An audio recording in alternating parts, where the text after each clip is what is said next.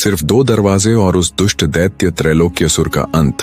इधर विभित्सना 5 दरवाजों को सफलतापूर्वक पार करती हुई छठे दरवाजे की तरफ बढ़ रही थी। दूसरी तरफ दैत्य त्रैलोक्यसुर इस बात से बिल्कुल बेखबर था।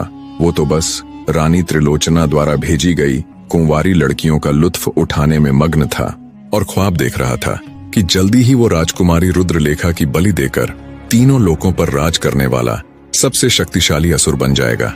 वो काली अमावस की अशुभ रात्रि आने में सिर्फ 2 ही दिन शेष बचे थे।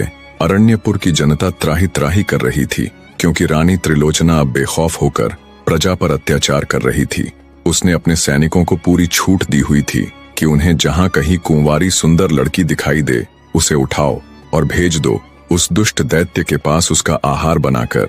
रानी त्रिलोचना को पूर्ण विश्वास हो चुका था कि राजकुमारी रुद्रलेखा के साथ साथ महासेनापति विभित्सना भी अब तक मर मिट चुकी होगी। उधर उस दुष्ट दैत्य त्रैलोक्यसुर के साए में रहते हुए राजकुमारी रुद्रलेखा का एक एक पल सदियों के बराबर बीत रहा था। पर अब भी उसके अंदर कहीं किसी कोने में ये आस बची थी कि उसकी सखी विभित्सना कैसे भी करके उसे इस दुष्ट दैत्य के चंगुल से छुड़वा लेगी।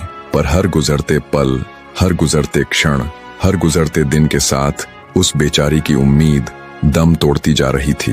5वें दरवाजे को पार कर विभित्सना छठे दरवाजे के पास जाकर भी अपने वही शब्द दोहराती है, पता जादुई दरवाजे, क्या है तेरी गुत्थी? कोई सवाल जवाब या फिर अन्य कुछ? विभित्सना के इतना कहने पर छठा दरवाजा भी उसे एक कहानी सुनानी प्रारंभ करता है।